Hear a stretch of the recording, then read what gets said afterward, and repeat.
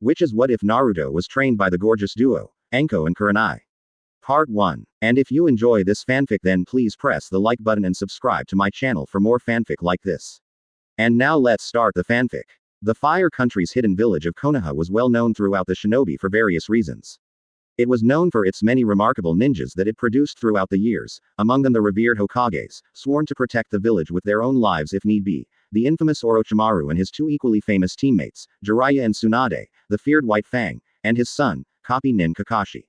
The village was also known for its well-tested and productive training regimes, as well as the easy life that many villagers and shinobi enjoyed at the village. What was not well known, however, was the pure amount of barely restrained malice the villagers were able to harbor for a certain 13-year-old boy. It had been bad earlier, when the boy was younger, and the villagers' hatred was still fresh. The hatred usually manifested itself as only a harsh prejudice or avoidance, leaving the boy confused and lonely. However, on several occasions in his childhood, the young boy suffered attacks from the very people he hoped to protect as a Konoha ninja. One such attack occurred when the boy, Uzumaki Naruto, was only 3 years old. It was one of the earliest attacks Naruto could remember, and he wasn't sure there had been other attempts on his life even before then. He had been returning home after talking to the old man, who was better known as the Sandaime Hokage. The discussion between the old man was about the possibility of Naruto leaving the orphanage, where the young boy had currently been living, in another year. Synonymous with hunger, freezing cold nights with moth-eaten blankets, and a verbally and sometimes physically, though Naruto never spoke up, abusive caretaker, Naruto was ecstatic to hear of the possibility to leave the orphanage and live on his own. The old man himself would have trusted people make sure he bought the right food and clothes. The attack had happened quickly. He had just got into sight of the orphanage and was quickening his pace to reach the door before he was late for supper. The caretaker didn't like when he was late, and would sometimes keep him from eating dinner that night to teach him the importance of being on time. Suddenly a heavy hand gripped his shoulder, holding him back like reins. Naruto looked behind him to see a group of 3 men smirking at him. Each wore the headband of Konoha, and they each had various weapons in their hands. Naruto tried to wrench his shoulder out of the one man's grip, but was held in place, the grip becoming alarmingly painful on his shoulder. No words were spoken. One man swung him back and held him back as the other 2 men took turns beating the boy. Naruto had never been hit before, and a full-grown man's fist, much less a ninja's, was a pain he had never felt before. Then one man took out a kunai, reaching forward and slashing his face and through his lip. Blood gushed out and poured into his mouth, choking him and cutting him off mid-scream. Throughout it all, dark thoughts screamed at Naruto to kill them, make them feel pain that was 1,000 times worse for doing this to him. Off to the side, Naruto was dimly aware of the matron of the orphanage standing outside the front door, with an odd expression on her face, something Naruto would later recognize as vindictive.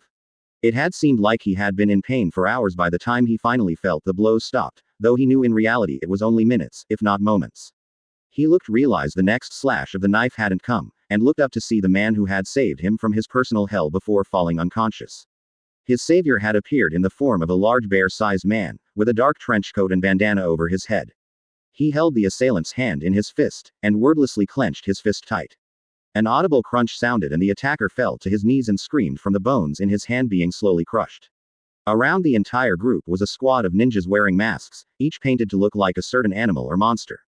The man in the bandana scooped Naruto up into his arms, ignoring the blood that seeped through his sleeves onto his arms, and quickly carried him off to the hospital, while sending an Anbu to inform the Hokage. That day had been the start of Naruto's independence, a full year earlier than had originally been planned. The old man sat down with Naruto in his office, and explaining the situation, gave Naruto the keys to a small apartment that the Hokage had rented out. The bills were all going to be covered, and a monthly allowance ensured that Naruto wouldn't go hungry. Anbu would be regularly stationed nearby the apartment to ensure Naruto's continued safety. Since it seems the head of the orphanage doesn't share my care for your well-being, Naruto, I've decided that it would be better for you if you were moved out of the orphanage. The Sandaime reached into a drawer in his desk and pulled out a ring with 3 keys on it. This first larger key is for the front door on your new apartment. My new apartment, murmured Naruto, slightly shocked at the speed this was all happening. I thought I was going to get it next year. He asked. Well, as I said, the orphanage didn't seem to offer you the proper protection that it should. So this apartment I'm giving you is just down the street from here, where I can see from this window. The Sandaime motioned towards the window to the side of his office, and I'll be able to see if any problems arise. I've also decided to take part of your monthly allowance. He had to hold his hands up to silence Naruto's coming protest, and use it to have D-rank missions which will assign a team of genin to help you if need be. The young boy nodded dumbly, still shocked at the speed of things. He still wasn't sure about this. He already knew that some ninja didn't really want to help him. Sensing his concern, the Hokage gave Naruto a warm, grandfatherly smile and patted him on the shoulder. Don't worry, Naruto, everything will be fine. If you want, I'll let you choose the genin team you want to help you. Naruto's shock, combined with the kindness that the old man was showing, made it difficult for Naruto to keep his voice straight. He barely managed to choke out a quiet, "Thanks, OG-chan." The man gave another kindly smile, and pulled Naruto up. I need you to follow me for a bit, Naruto, to show you what these other two keys go to, and then to show you to your new apartment. Naruto nodded, his head downward to hide the happy tears that threatened to come up, and set off with the Hokage, walking downstairs and several corridors until they reached a room on the first floor, in a room in the back. Along the wall were several small cabinets, about the size of a full-grown man's hand, all with their own little keyhole. The old man motioned towards them with his hand. These are used as small deposit boxes for various people. When packages for shinobi arrive, if they are out on a mission, it is kept here for them until they can pick it up. Sometimes shinobi ask to keep something important to them in these as well. I will be using it to put your monthly allowance in. You'll be picking it up on the first Tuesday of each month, okay? Naruto, finally finding his once loud voice, whispered a quiet, "Okay, OG-chan." But which one is mine? The Hokage pointed to one of the cabinets on the far right. You're going to have the cabinet number 109. Make sure you remember that well. Now, you know what two keys do, so why don't we go see your new apartment? I think you'll find what the third key does over there. A 3-year-old Naruto finally gave a bright smile, and nodded happily. He followed the old man quickly down the main street, which ran from the southern gate directly to the Hokage Tower. Perpendicular to Main Street is Central, which formed a cross between the two streets in the middle of the village, allowing it to be divided in 4 quadrants. All along these two streets the ever-present clang of metal being forged rang through the air, and different shops shouted out their wares to ninja and shinobi alike. The smell of food wafted through the air, mixing with the salty smell of sweat from the ninjas' training, creating a scent-laden environment that was neither pungent nor heady, but simply home. The northeastern quadrant was where the people with funny eyes lived. Naruto didn't know this, but this area was dominated by the Uchiha and the Hyuga clans. The northwestern part of the village was dominated more by the Aburame, the Nara, and the Akamichi clans. The southern half on both sides was where most of the business was done, and where most of the villagers lived, as well as a few smaller ninja families. It was an apartment complex on the corner of Main and Central that the Hokage led Naruto to, across from the northeastern quadrant of the village. This is it, said the Hokage, opening a door for the young boy and gently pushing him in. Naruto's eyes quickly took in everything about the place. They had walked into what seemed to be the living room, dining room combination, where Naruto would be eating and relaxing. There was a couch immediately to his right, facing a small television, and an ottoman in front of it for him to put his feet up if he wanted. Connected to this room, but separate by a small counter, was the kitchen area, just large enough for him to cook if he needed. If he turned left just before reaching the kitchen, he would get into a small hallway which had 3 doors in it. 2 of them were bedroom-sized, and the third was a bathroom at the end of the hall. Altogether it was a simple apartment, but it was more than Naruto had ever owned in his life. His eyes glistened with newly shed tears as he took it all in. He nearly failed to notice a small chest which was resting on top of the bed in his bedroom. Open it. The Hokage pushed him gently towards the chest, handing him the ring of keys. Naruto took one look back at the Hokage, before turning back around to the chest. Taking a deep breath, he took the third key on the ring, the one he had yet to discover the use for, and put it in the small matching keyhole. When he flung open the chest, he looked down to see books and scrolls, lots of them. And next to them kunai, shuriken, and a small beneath it all, a small neatly folded outfit. I haven't forgotten how you told me once that you planned on taking my job, joked the Hokage. So I bought you some ninja supplies and some things to help you learn a little about being a shinobi, so you'll be able to fulfill that dream. Naruto ran back to the old man and helped him in a tight hug, burying his face in the old man's robes. The old man was probably the nicest person Naruto knew. He took care of him like he would his own son, and helped him whenever he could. Naruto swore that day, to pay back the Hokage for his kindness, to make sure he met the old man's expectations and made him proud, and to protect him the best he could. That was 10 years ago. Naruto was 13 now, a year older than his peers, and was just waking up inside the same apartment that had been given to him so long ago. The sun was shining through the window, warming the room, sending its wake-up call to the boy in the room. Naruto blinked, squinting against the sudden brightness, and sat up, yawning. He stretched his arms to get the feeling back in them. He had a bad habit of sleeping on top of them and cutting off the circulation, making for an odd feeling of numbness when he woke up. He climbed out of bed and looked at the time 7:15, just enough time. He got his working clothes out, a newer and of course, larger pair of dark ninja clothes, in the exact same style as the pair the Hokage had given him so long ago. Naruto wouldn't have minded adding a splash more color though, for some flair, like orange or red if he could do it. But that was for another time when he had time to buy some clothes. Today was the day of the Genin exams, and Naruto needed to be ready. He carried his clothes into the bathroom and got into the shower, cleaning himself off. He got out, and checked himself over in the mirror. No injuries. No dirt. Squeaky clean. Good. He wanted to make sure he looked his best today. He quickly got dressed and made sure he had all the kunai and shuriken he could possibly need for the test, but found that his shuriken were missing. Naruto groaned and threw his head back in frustration, realizing he'd forgotten them at training grounds last night. By now they were probably already gone. He'd have to hurry and buy some new ones before he got to the academy. He knew he'd need some for the test, since he'd taken it once before.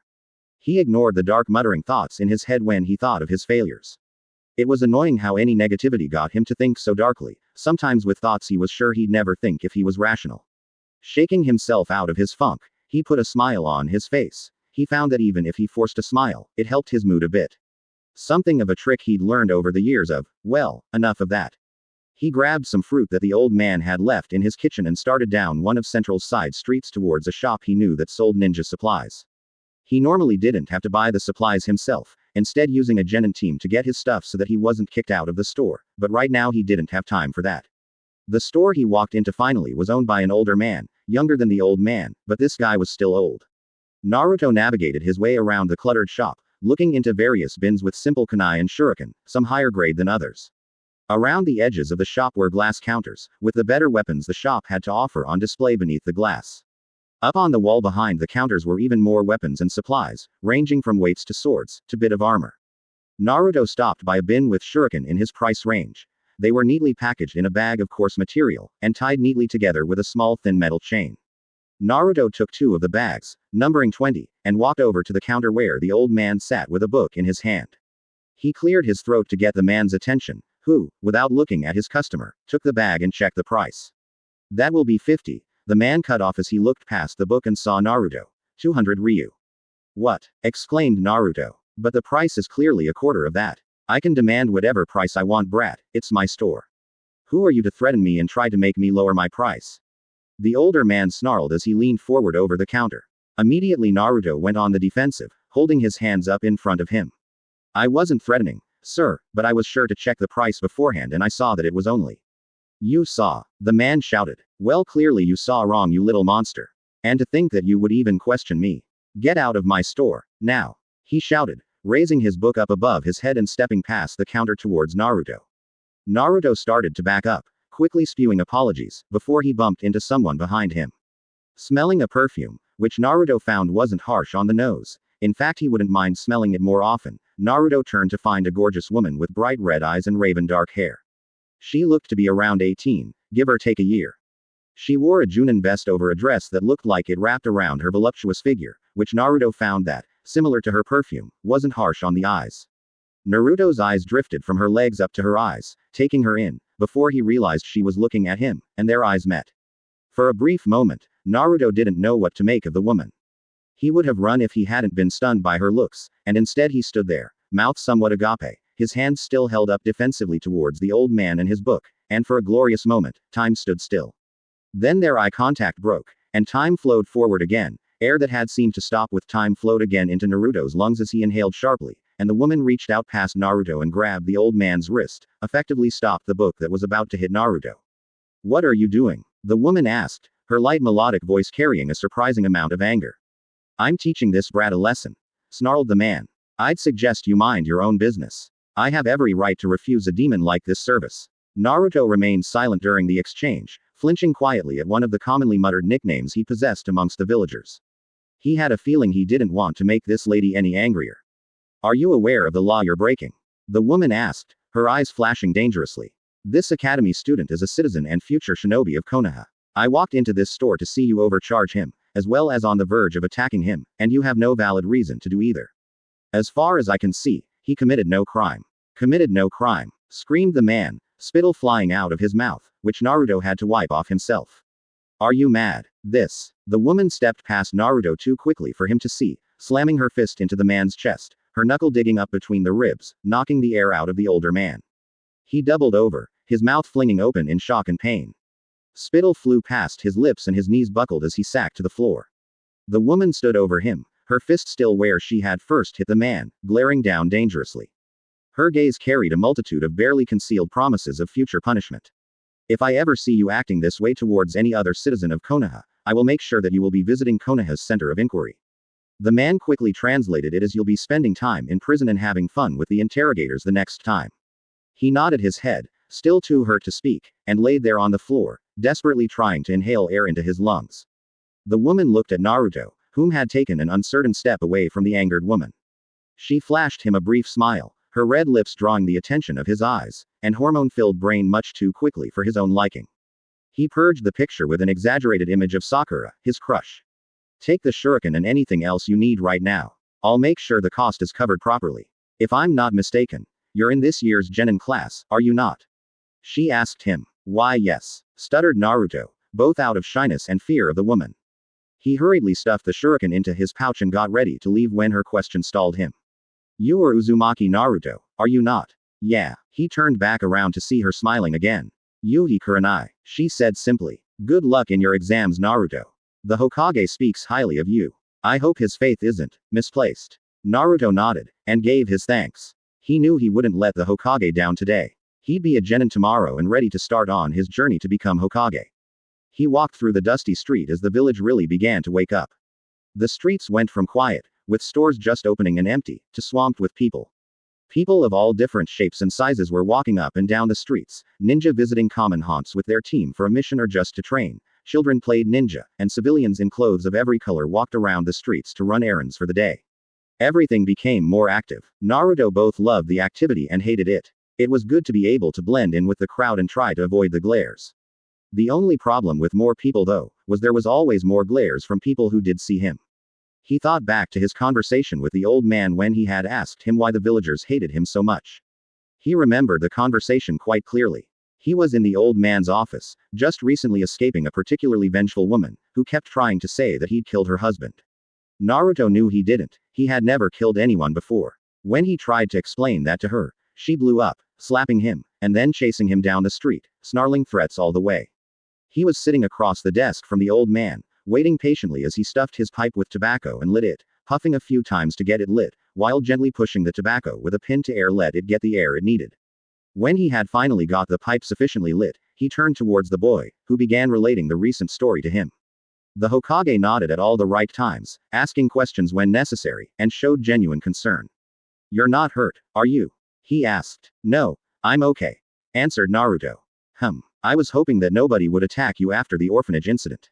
I had put certain warnings out that I would deal a swift punishment to aggressive people in this village. The Hokage nodded solemnly with the thought of his laws, both the one to keep the Kyuubi's imprisonment a secret, and the law of a long visit with the Department of Inquiry with anyone who attacked Naruto. Do you think you can tell me the lady's name? Asked the Hokage. The boy shook his head. He had been told by a few people that if he told the Hokage that he had to pay extra for things, or that he wasn't allowed to shop in certain stores, he'd pay. And he didn't want a repeat of the orphanage attack. Thankfully, there hadn't been. Oji-chan, Naruto tentatively asked. When the Hokage turned towards him, raising an eyebrow, he continued. It had been bothering him lately, but he had to know, and he didn't know who else to ask. He stumbled with his words for a moment, before blurting out, why does everyone hate me? The man inhaled sharply, unfortunately causing his lungs to fill up with too much of the harsh tobacco too quickly, burning his throat in the process. He bent over and coughed sharply, the pipe falling out of his mouth onto the floor. He hadn't been expecting that question yet. He knew it was a foolish hope, but he had hoped that the young 7-year-old Naruto was still too naive to pick up on the fact that a large majority of the village hated him, rather than the small minority he would have the boy believe. He thought for a long moment before answering, allowing his throat and lungs to recover as well. Naruto. He trailed off, not sure how to begin. Luckily, an stroke of brilliance hit him. This might be a little harsh for the boy, but it was much better than the full truth. Sometimes, People have difficulty dealing with the emotions they have of the loss of a friend, or a wrong that has happened to them, and rather than learn to deal with these emotions and fix them, they project them onto others. You are the unfortunate target of many of these people, but when these people realize what a kind person you are, and perhaps even are helped by your kind heart, I'm sure many will see you for who you are, and will appreciate you as a great shinobi yourself. The day will come, Naruto, I promise you. The boy didn't seem to quite understand the monk's explanation, which was good, because the Hokage realized a little sourly, he may have said too much. Thankfully the boy nodded, and stood up to leave. Oh, and Naruto. The Hokage called him back to the desk and pulled out a coupon for Ichiraku's. Go get yourself some lunch, he added with a smile. The boy gave a bright grin and nodded, before hurrying out of the office. Naruto's memory faded as he walked calmly in the direction of the Shinobi Academy. Darker thoughts began to fill his head. He couldn't stand people like that old man at the shop, and he dearly wished he could teach them a lesson. He would be powerful enough one day to do just that, and nobody would treat him that way again. For a moment the thoughts brought up the gorgeous red-eyed woman, and how she stood up for him, and oddly, Naruto forgot entirely about planning how he'd punish the shop owner. Instead, a real smile was on his face until abruptly a pink-haired girl knocked into him. Naruto fell back, just barely catching his balance, and blinked when he looked down to see Sakura on the ground, rubbing where she'd evidently been hurt by the fall. Sakura, his crush. Her pink hair picked up a shine from the newly risen sun, and he had the strange urge to run his hands through it, to see if it was as soft and silky as it appeared. His musings were cut short when Green Eyes scowled at him. Naruto, she shouted. Watch where you're going, Baka. He sighed. It was always like this. Sorry Sakura-chan, he nearly whined. He hated being yelled at by his crush, since it hurt all the more. You'd better be.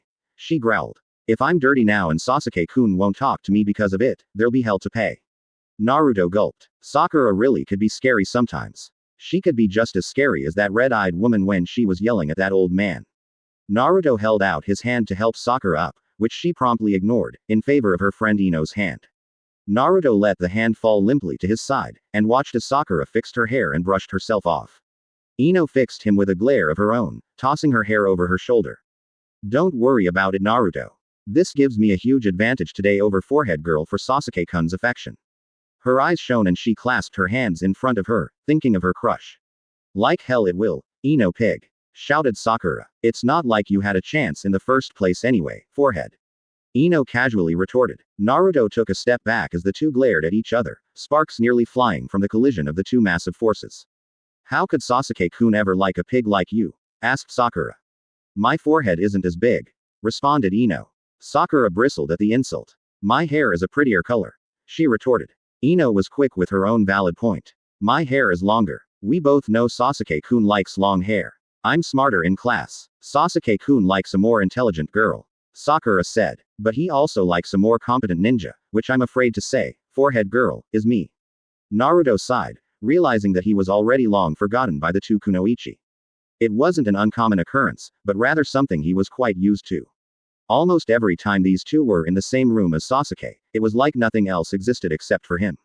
Without Sasuke, all they cared about was which was better than the other. He turned back around from the other two, and continued on to the academy. When Naruto finally entered the classroom, his hands clasped behind his head, he looked up to see the usual chatter among the 27 students in his class. Sakura and Ino had arrived a few moments after him, and had already started quarreling over who would be sitting next to Uchiha Sasuke, the #1 rookie of the year, and the sole survivor of the Uchiha clan. At the sight of the raven-haired boy, wearing his normal blue t-shirt with the Uchiha fan adorning it and his normal shorts, Naruto clenched his fists together, grimacing. Sasuke was his rival. In his eyes, the boy he had to do better than, to prove that he could beat. Sensing his look, Sasuke turned towards Naruto, and with a huff of apparent disinterest, he turned away, gazing out the window to his left. Naruto had been training though, and knew that although the Uchiha certainly had talent, it wasn't like Naruto hadn't done anything with the tools the old man had given him years ago. He trained, and trained quietly. Naruto also had an extra year on all of the genin in his class, having stayed back an extra year to make sure he was ready. And he did accidentally mess up the Bunshin technique in the exam last year. That was the only technique he couldn't do though, which frustrated Naruto to no end. For some reason, regular Bunshins were a real problem for him. His fighting skills were sharper than most of the genin, however, he had a little more experience than them, after all. And kunai and weapons. Naruto had practiced them every day ever since the old man had given him his first set. Weapons were easy once you got the hang of them. Needless to say, Naruto was definitely ready for the exam today, and then he'd show the Uchiha. Behind him was Akamichi Choji and Nara Shikamaru. Like many of Naruto's classmates that were in clans this year, they were the heirs to their respective clan. Shikamaru and Choji weren't bad guys. Naruto thought they were both pretty easygoing in fact, and he wouldn't mind being on their teams after the exam. Choji was a larger boy, who could usually be seen eating, often some form of chips. He needed to do this for his clan techniques evidently, as his clan used their sizes to their advantage in a fight, and the food not only made them bigger, but helped replenish their chakra. Shikamaru, to put it simply, was a wonderfully lazy, but terribly smart kid. One wouldn't be able to tell from his grades, but Shikamaru had one of the sharpest minds of the bunch. He usually cloud-watched and liked to sleep in class. Admirable interests, if Naruto said so himself. Next to them was another boy, who Naruto couldn't quite remember. He wasn't utterly significant. He didn't seem to have anything remarkable about him skill-wise, and was a first-generation shinobi. Behind that row of the seats in the far back were three more important clan members of the village, and people that Naruto had gotten to know over the years. Inuzuka Kiba, Aburame Shino, and Hyuga Hinata. When his eyes met with Hinata's, she turned red and looked away quickly. He never could figure out what he did to make her so angry. But then, she was a Hyuga, and as he'd found out, Hyugas had little respect for him. She possessed a Kakei Genkai, an ability that was only passed on through blood. Hers was a little special, just like Sasuke Tem's. She had a dujutsu called the Byakugan, which enabled her to see his chakra pathways and attack them with her clan's taijutsu style, the Juken. Kiba was, to put it shortly, loud, obnoxious, and overconfident. Though, Naruto had to admit, he had similar moments. Kiba always had his dog with him, Akamaru, which would fight alongside Kiba in every fight. They were extreme close partners, knowing each other from an early age, and were always together. Aburame Shino was quiet. He was also incredibly intelligent, as far as Naruto could tell. Either that, or he thought very carefully before speaking, because nothing unintelligent ever seemed to come out of his mouth. In fact, he never seemed to speak unless it was important.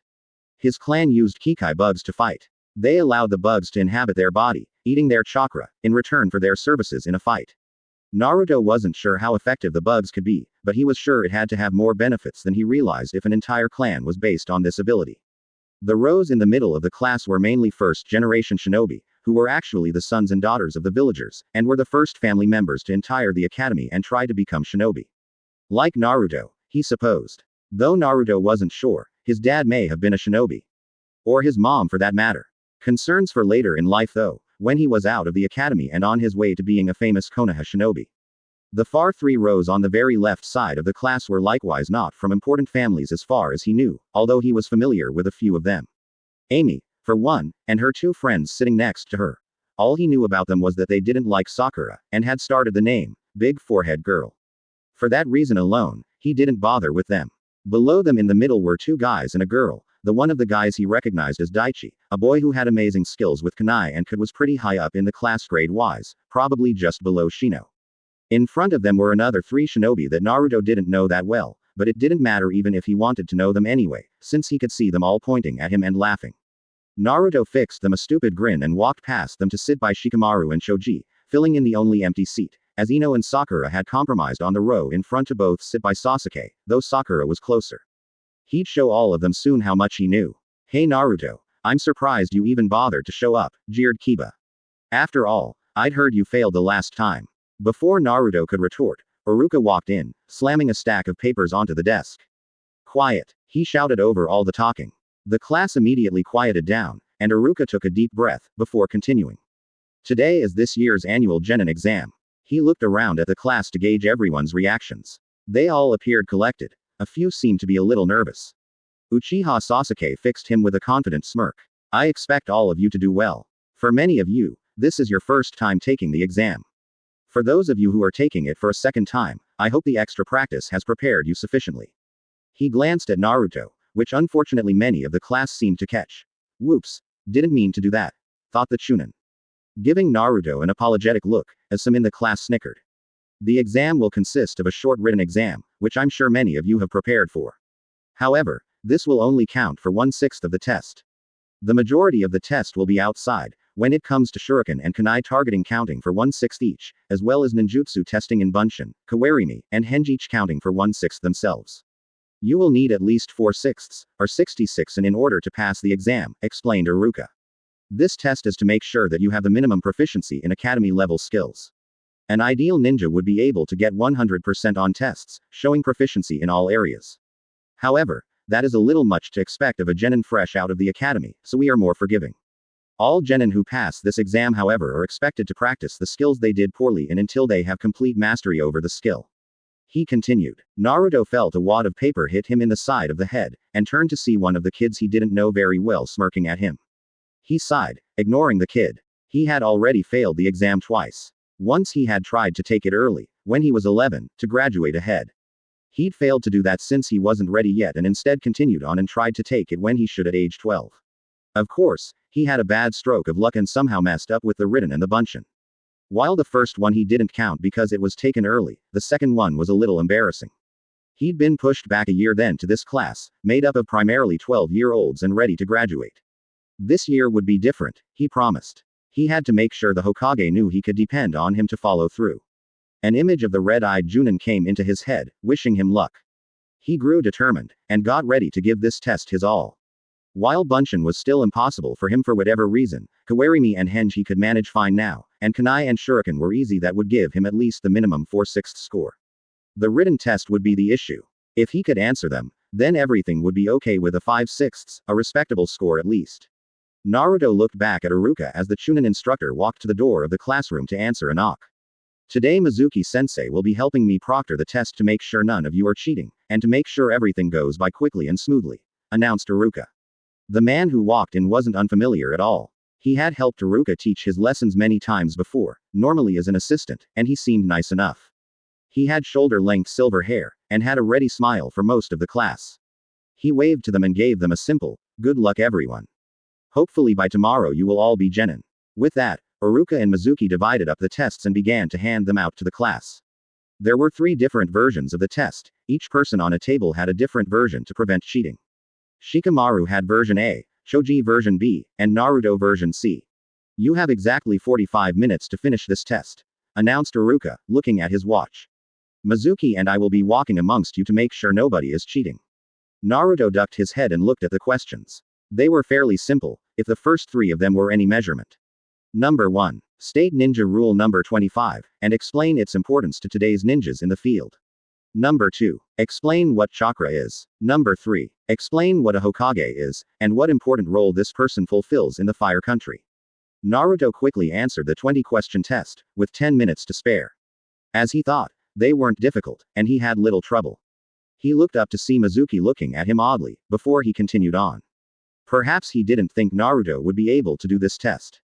He looked around at his classmates in his free time, curious to see how everyone was doing. Shikamaru was sleeping on his desk, the pencil beside him. Naruto wasn't even sure if he'd done the test at all or not, since his paper was turned over. Shoji was filling out the questions pretty easily it seemed, taking his time with each one and eating a bag of potato chips in between questions. Shino and Hinata were already done, and Kiba was smirking as he wrote his answers down. Sakura and Sasuke and Ino were all already finished as well. His half of the class seemed to be doing fairly well. The middle portion of the class seemed to have a lot of people sweating bullets, and the third portion of the class opposite of Naruto seemed to be doing well. Altogether the class seemed to be having few problems. Naruto knew though that the ninjutsu would crush a lot of hopefuls, as would the targeting test. After the test they all walked outside to complete the targeting in the training grounds. They lined up and were all told to have 5 shuriken and 5 kunai ready. They each stepped up in turn and tried to hit the 5 bullseyes on the targets for each of the weapons. Naruto glared when Sasuke decided to show off and throw all 5 of each at the same time, 5 kunai with one hand and 5 shuriken with the other, and nailed all of the kunai. Sasuke-kun is so cool, squealed one of his fangirls. Again, Naruto's half of the class seemed to do fairly better than the rest, with the exception of Daichi, who pulled off the same feat as Sasuke, though with much less fanfare afterwards. Uzumaki Naruto, called out Iruka. It's your turn. Naruto nodded and stepped forward, preparing his kunai. He decided to finish it carefully rather than showy like Sasuke, and took careful aim. This would be easy. Mizuki watched as the yellow-haired genin got ready. He couldn't stand the fact that this demon brat was taking this exam, much less allowed into the academy. But it would be over his dead body if the boy ever passed this exam. He glanced at Iruka. How could the man forgive the brat after what he'd done all those years ago? Couldn't he see he was a demon? Mizuki knew he'd have to take care of this himself. Iruka was too loyal to fail the boy purposely. Behind his back, he made a few hand seals. Naruto took a deep breath and threw his kunai first, quickly but carefully. He nodded as he saw them travel to exactly where he aimed them, but abruptly laughter broke out from the students behind him. Naruto blinked, and realized he'd missed the training targets completely. All 5 of his kunai were in the dirt several yards behind where the targets were. How could that be? He could have done this blindfolded. Iruka got the class to quiet down while Naruto shook himself and pulled out the shuriken. He'd make sure that these ones hit. Maybe Iruka would be a little kind and still pass him if he got all bullseyes with the shuriken. He took another calming breath, and released his shuriken. This was it. These were sure to hit, he was sure. What the? Again, all of his airborne weapons missed the targets completely, and landed off in the dirt past the targets. The class all laughed again, and jeers of, "Dobi," and, "Nice aim," "Dead last," were shouted from the students. Naruto hung his head in shame, too embarrassed to look at his classmates. He did, however, notice Shino and Shikamaru looking at him oddly. How had he missed? What did I do wrong? He thought to himself. When the class had finally calmed down, they were all told to line up in the hallway outside their regular classroom while each student stepped inside to complete testing. As Naruto's name was called, he took a step inside to see Iruka and Mizuki sitting and smiling at him. "Okay Naruto, I'm going to need you to perform a henge to look like me, a kawarimi, as well as 2 bunshin," said Iruka. Naruto nodded and performed the henge. Iruka nodded and marked something down on his clipboard. After the kawarimi, it was the same thing. Then they reached the bunshin. I can do this, thought Naruto fiercely. He had to pull off a bunshin, or he'd only have a 3/6, that is, if he passed the written. 3/6 was not a passing grade. He took a deep calming breath, checking to make sure he was doing the hand seals right. He made the seal and channeled the chakra into the technique. A cloud of smoke poofed up on either side of him, and Naruto looked at each, trying to see if he'd done it correctly. The moment seemed to take forever though as the smoke slowly cleared, allowing him to see 2 clones that were pale and malformed, resembling a sickly, mangled body more than Naruto himself. Naruto. Iruka sighed, disappointment clearly in his voice. "You've failed." The words rang through the room, stabbing into Naruto's heart like kunai. After trying so hard, after practicing so much, and after so many promises to the Hokage, he still failed. Naruto hung his head, too ashamed to look up and meet Iruka's eyes, or notice the slight smirk on Mizuki's face. He walked out of the room to where other students were still waiting for their turns to take the exam. He ignored the questions of, "How'd it go?" and laughter from those who realized he'd failed, and he kept walking, far past his classmates, outside onto the swing. He sat there for what seemed like forever, watching as the kids who passed were gathering outside the front door to the academy, waiting for their proud parents to pick them up, smiling at their child's success. He ignored some of the whispers he heard from the older crowd, about how they were glad he failed. He caught a few passing sympathetic glances, but it did little to subside his sadness. Again his thoughts turned darker. His thoughts began to be clouded by ideas and images, suggesting he take control and show he was better than them. He saw a woman glaring at him from the crowd of his classmates, and he glared back, putting all his hatred he could into his eyes, and received a approving murmur in his thoughts when the woman flinched back. This was how Mizuki found Naruto, on the swing, his legs barely touching the ground beneath him as killer intent rolled off the small genin in waves towards some of the older villagers in the crowd. He stopped for a moment, wishing he could kill the boy now and be done with it, but he had to wait. The demon could live till tonight, after he'd served his purpose. The older man put his hand on Naruto's shoulder, and when the boy looked up behind him at the smiling Chunin, Mizuki put his plan into action. "You know Naruto, Iruka only made that decision because he wants you to grow into a strong ninja for the leaf. You shouldn't let it discourage you." The boy nodded glumly for a moment before turning away to think things over. But Mizuki wasn't done yet. "Wait, Naruto. You can prove to Iruka that you're ready to become a genin now if you are determined enough." This stopped the boy in his tracks, and he excitedly turned around towards Mizuki. "How, Mizuki-sensei?" The Chunin smiled to himself. "This is too easy. There is a second, less common way to become a genin. It was what the villages used to do in the days before academies. All you have to do is prove your skills in the field. To do this, there is a scroll in the Hokage's tower that is kept there in a special room, guarded by genjutsu and traps. In the old days, it was traditional for the aspiring ninja to take this scroll out of the tower and learn at least one skill from the scroll, and deliver it to the Chunin, testing him without the Hokage, or other ninjas in the village stopping him. So I need to take a scroll from the Hokage tower and learn something from it. I can do that. I'll go get it now," declared Naruto, about to hurry off to the tower. Mizuki quickly pulled the boy back. "Not yet."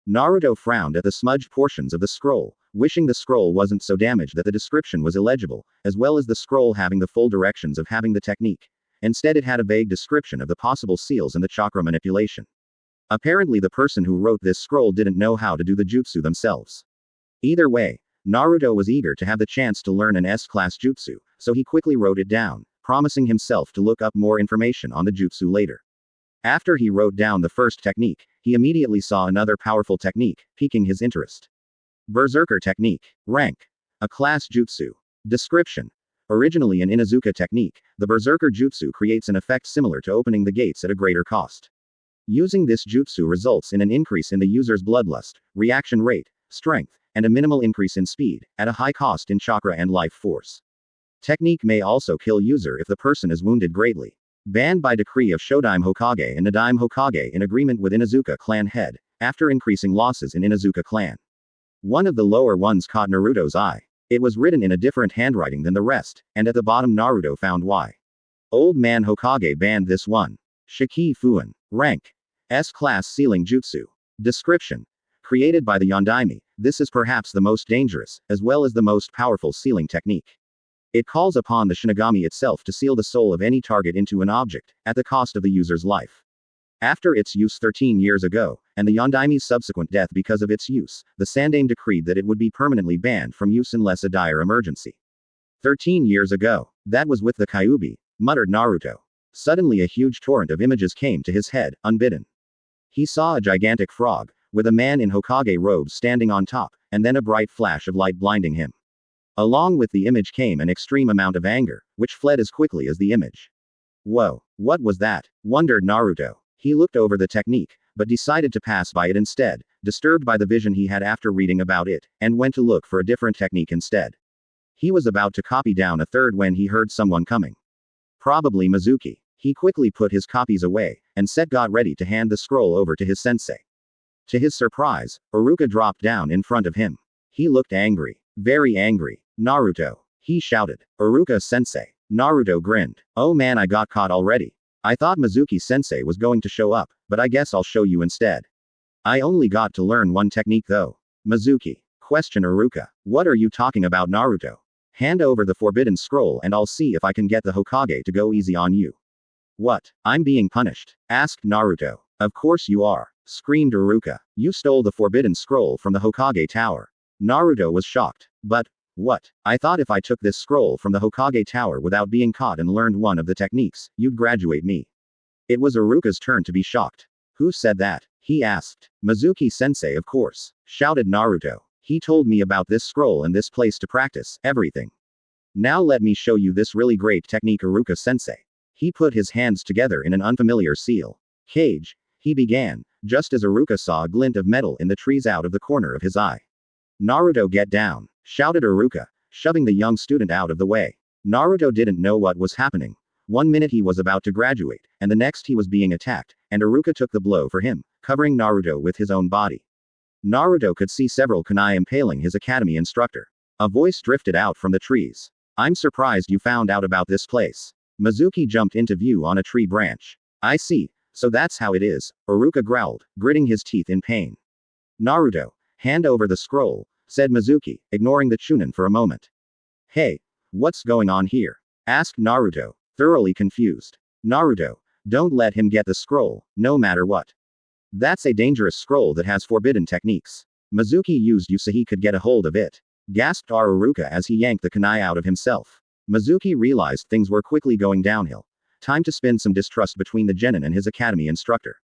Naruto, Iruka is afraid of you having that scroll. Let me tell you the truth. A rule was created after the incident 12 years ago. It's a rule that only you, Naruto, can't find out about. What are you talking about? Asked Naruto. Stop it, Mizuki, yelled Iruka, still incapacitated by the kunai. It's a rule to not say that you are the demon fox. Shouted Mizuki. In other words, you are the nine-tailed demon fox who attacked the village and killed so many. Didn't you think it was weird for everyone to hate you so much? Suddenly the more images came to Naruto, who held his head at the sudden pain and anger he felt. A great set of eyes behind a cage glared down at him, a giant set of teeth shining in the darkness. The teeth opened and let out a huge roar, before snapping him. The image ended and another came, a nine-tailed fox slaughtering shinobi, swatting them away like flies, and roaring with rage. A raging voice came to his head, sounding awfully similar to the dark thoughts Naruto would sometimes have while depressed. So you can hear me, whelp.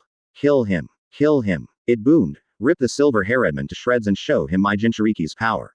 When Naruto only sat there, clutching his head, the voice continued. Yes, it is my voice you have been hearing all these years.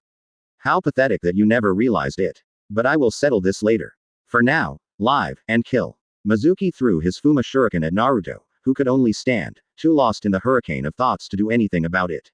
Duck, Naruto, yelled Iruka, who had finally freed himself from the kunai. He dived in front of the kunai and protected Naruto with his body, and Naruto, who was snapped out of his trance, could only look up and ask, why?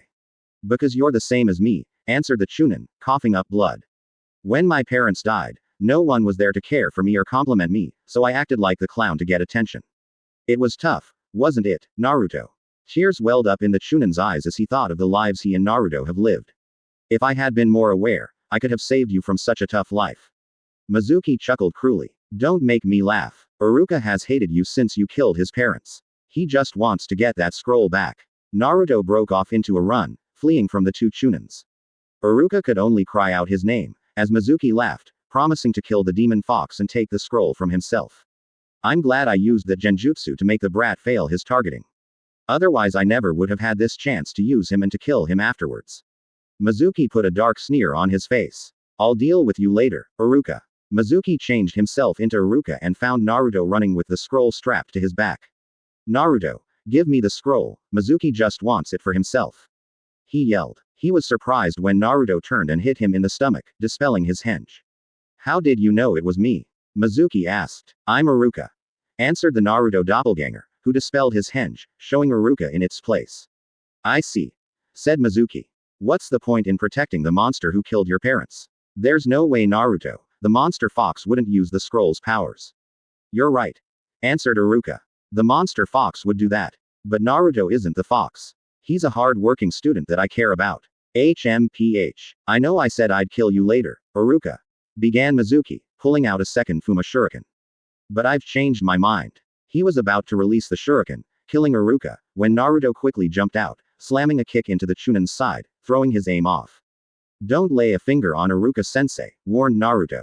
Or I'll kill you. Kage Bunshin no Jutsu. Thousands of clones filled the clearing, and Mizuki could only look on helplessly, as the clones began to charge. After it was all done, and Mizuki lay on the ground defeated, Iruka called Naruto over. Naruto, close your eyes. When Naruto opened them, Iruka tied his own Konoha forehead protector onto Naruto's forehead.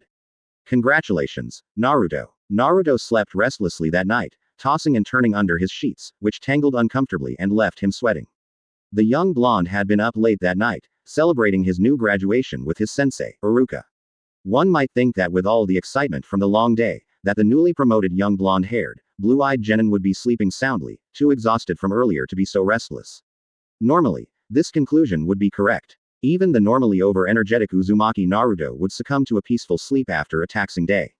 However, the genin's unrest was not due to unspent energy as many would think. In fact, Naruto had nearly stumbled into his apartment after eating a celebratory dinner with his sensei, Iruka, early that day. So, tired, mumbled the genin, eyeing his bedroom door eagerly. He trudged into the bathroom and brushed his teeth and washed his face, splashing some cold water onto himself in the hopes of keeping himself awake with the icy shock for a few moments. Afterwards he turned around and walked to a calendar he had tacked onto the wall. He quickly marked down that on the day after tomorrow, he'd have to go to the academy at 10 o'clock in the morning for an explanatory meeting for new genin, where he'd find out what team he was on and with who else in his class, as well as who his Junin instructor was. He glanced at tomorrow's date, realizing it was November 6th, the first Tuesday of the month. He made a little reminder to himself to gather his allowance and also made a short list of things he'd need to buy with it: groceries, a large part of which was ramen, some new sandals, since his current ones were getting worn thin. He then eagerly walked into his bedroom, albeit slowly from his exhaustion, and barely managed to pull back the sheets before he collapsed in bed, his eyes closing. His peaceful rest had lasted for all but 30 minutes, before a voice had boomed in his head, "I told you to kill him. You didn't. It wasn't a question. I knew you were weak. You always were, letting the pathetic humans in this village treat you like garbage." Naruto's eyes bulged as he realized exactly who, or what, was talking to him right now.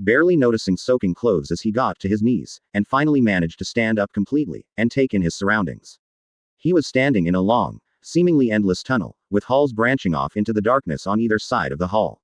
He finally realized his feet were standing in a puddle a good 5 inches deep, and he was soaked. He stepped onto a dry part of the ground and wondered aloud, where the hell am I? A sudden harsh gust of warm wind rumbled down the hall, and Naruto figured that the exit to outside must be out there. He began to think about everything he remembered before he woke up, trying to puzzle out where he was. Let's see. I was in bed, trying to finally get some rest, when that bastard fox began to bother me. We had that whole conversation with it complaining like an old lady, when he said, "Oh damn." Naruto looked up to find a huge gate in front of him, over which was a small thin piece of paper that read, "Seal," on it. 2 eyes gleamed behind a cage and a giant set of teeth grinned maliciously. "I am not like an old lady, weakling." Naruto stared up at the fox that stepped forward in the cage, its body was huge. Thankfully he didn't lose himself in fright. Crossing his arms in front of him, Naruto stood firm and asked, "What do you want, old lady?" The fox took a deep breath and roared in frustration at Naruto's words. "Call me that again, and I'll make sure to make your life a living hell. Don't think I have no influence in here just because I'm behind the seal." A chill ran down Naruto's back at the words, and he decided that he'd lay off the fox for now. "What do you want, Kyubi? Come closer. Let me have a look at you." It spoke calmly, no hint of its previous anger in its voice. Naruto was about to refuse, but he remembered the fox's threat just a moment ago. He took a few steps closer, only to have to jump back quickly to avoid the set of claws that shot out of the cage at him. "What the hell are you doing?" he shouted. The fox growled. "I want to devour you. Rip your arms and legs off and listen to your pleasant screams to amuse me, gouge your eyes out with my claws and gnaw on your flesh, but I can't because of this seal. However, seeing as that still eludes me, I wanted to talk to you about a deal. Just remember though, one hand washes another." Naruto nodded. "What's the deal then?" "Become more powerful. I won't stand for weak container. When I consider you strong enough, I will allow you to use a portion of my chakra in battle," explained the fox. "Fair enough. Agree Naruto. How strong is strong enough?" The fox frowned for a moment, or seemed to. "I haven't decided yet. I'll only let you use it beforehand if I think you need it to survive. You'd better hope you don't disappoint me. For now, I will give something out of good faith." Naruto immediately brightened up. "Oh, is it a super powerful jutsu? Something that I can defeat everyone with and become Hokage? Or maybe it's..." "Silence!" roared the fox, his jaws wide as he bellowed the order at the boy. Naruto promptly fell over at the pure force of the fox's voice. "You will show respect to me. I am the king of the Biju and the elemental god of fire." When Naruto nodded dumbly and remained silent, it continued. "I am giving you advice." Naruto pouted at the word advice. He had been thinking he would receive something physical. But he wisely remained quiet. "Use the Kage Bunshin skill you acquired while training. The forbidden scroll you read said it transfers things that the Bunshins learn to you when you dispel them. That should mean anything they learn when practicing a technique will carry over to you.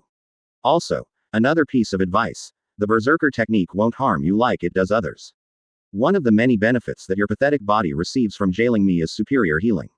The fox stayed silent for a moment so this sank in, his tail swishing behind him.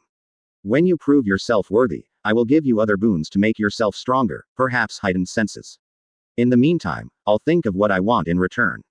It glared down at Naruto for a moment before growling, "Now, leave. I'm tired of looking at something so disgusting like you."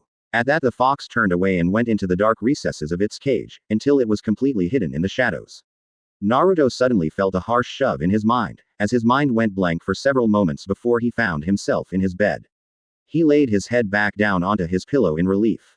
The sun had already started to rise, and he didn't feel very rested at all. He had things to do though, so he got up and headed to the shower. By the time he headed out of his apartment, the sun had risen well over the horizon, lighting up the village clearly. Naruto walked calmly down the street and walked up Main towards the Hokage Tower. Today was the first Tuesday of the month, and he was supposed to pick up his monthly allowance. When he was younger, it was also the day that he would assign a genin team to take care of his little chores, like buying his groceries and anything else he needed, and bringing them to his apartment afterwards. It helped a lot when he was younger and he would easily be bullied around by shop owners. Now that he was older he normally could stand up for himself, he usually did it himself, and instead save the money he'd normally spend on a D rank mission and instead save it up. He had quite a significant amount saved up, actually, which he kept in his own personal bank, under a floorboard in his apartment. When he finally reached the Hokage Tower, Naruto immediately headed straight to where his small deposit box was, as he'd come to call it. He opened it up and pulled out the stuffed envelope, as well as a second, thinner one. That was odd. He rarely had anything but the larger envelope with his allowance delivered to him. Overcome with curiosity, he opened it up, to find a short, neatly written letter from the Sandaime. Naruto, if you're reading this, it means I've passed on. No, that was just a joke. Forgive an old man for teasing. I'd like to speak with you sometime today when you have the time. Sandaime Hokage. Naruto glared as he crumpled the paper as though strangling it. What kind of weird joke was that, old man? He growled, before turning and beginning to head up to the Hokage's office. He ended up waiting for a few minutes outside the door before he was admitted. The Hokage immediately brightened up when he saw Naruto. Ah, Naruto, how are you? He asked. Good, Oji-chan, answered Naruto as he sat down in front of the Hokage's desk. That's good to hear, muttered the Hokage. I wanted to talk to you today, mainly because of what has happened since yesterday. He trailed off for a moment, looking at Naruto carefully for any sign of discomfort before continuing. I've learned from both Iruka and Ibiki, who has questioned Mizuki, that you are aware of the seal now. Naruto nodded, looking more than a little downcast. Hi, I imagine you must feel very betrayed, Naruto. After all, you have been unaware for 13 years. Not waiting for a response, the Hokage plowed on. But I want you to know, that this was done for your own safety. I originally passed a law that said nobody was to mention the fox in hopes that you would have easier experience growing up. Certainly one of my bigger failures, muttered the old man. You didn't mess up, old man, exclaimed Naruto, trying to cheer his grandfather figure up. Okay, maybe he hadn't had the best experiences when he was little, but surely he was better off than he would have been without the law. Naruto was willing to put all his faith in the old man's decisions. The old man looked up, shocked at the young boy's words. I'm glad to hear that, Naruto, he professed. He frowned afterwards though. I must ask you though, is there anything you want to talk to me about? He asked. Naruto thought for a moment, thinking to himself. I have been talking to the Kyuubi, that can't be anything good. I even came face to face with him. Should I tell him? Naruto looked up to see the concern in the old man's eyes. He didn't want to worry him. But this was something important. He gave a sigh, and began to tell his story, all about everything, starting from when he first had the odd vision when he was reading to the Forbidden Scroll, to the voices he heard, which beforehand he had always thought were his own, darker feelings, all the way to his conversation late last night with the demon, face to face. By the time he had ended, the old man was gripping the edge of his desk, his knuckles white, in fear and worry. Naruto, he began, slowly thinking of how he wanted to ask this. Did the Kyuubi truly not ask for anything in return? He asked. Naruto thought for a moment, going over the entire conversation. He said he'd think of something. I'll tell you when I know though, old man. The Hokage sat down slowly in his chair, rubbing his temples. This was truly worrisome. Naruto, promise me you'll keep me informed on your conversations with the Kyuubi. Understand. Naruto nodded quickly. You got it. Naruto turned to leave, but as he reached the door it flew open towards him and a young boy of around 7 years old, with an odd piece of headgear, a pale yellow t-shirt, gray shorts, and an overly long blue scarf that trailed on the floor behind him, and ultimately tripped him as he charged the Hokage, crying, "This is the end of you, old man." Both Naruto and the Hokage sweat dropped as the boy fell flat on his face. The boy pushed himself up, and turned to glare at Naruto. Isn't it a little cowardly to trip someone from behind in order to stop their attack? He demanded. Naruto blinked. Huh, I didn't trip you. Don't lie, shrieked the younger boy. The least you could do is admit to it. Coward. Getting a little angry, Naruto took a step forward and grabbed the boy, just as a Junin came running in, honorable grandson. He saw Naruto holding the boy in his hands. You, put the honorable grandson down this instant. He is the Hokage's grandson and should be respected as such. The boy in question crossed his arms. That's right, I'm Konohamaru, and I will defeat the Hokage and take his place. Naruto was truly mad now. He was supposed to respect this dipshit. Like hell he would. He raised his fist above the boy's head, and slammed it down, dropping the boy as he did so, letting him fall in a heap on the ground. TCH. I'll see you later, old man. Naruto turned away and waved over his shoulder as he walked out. It wasn't much later in the day when Naruto found the boy called Konohamaru stalking him and declaring Naruto to be his eternal rival, that Naruto would look back at his actions in the Hokage's office and wonder where he went wrong while he finished stocking his apartment with grocers, and then went out to practice the berserker jutsu like the fox suggested, with several large groups of Kage Bunshin.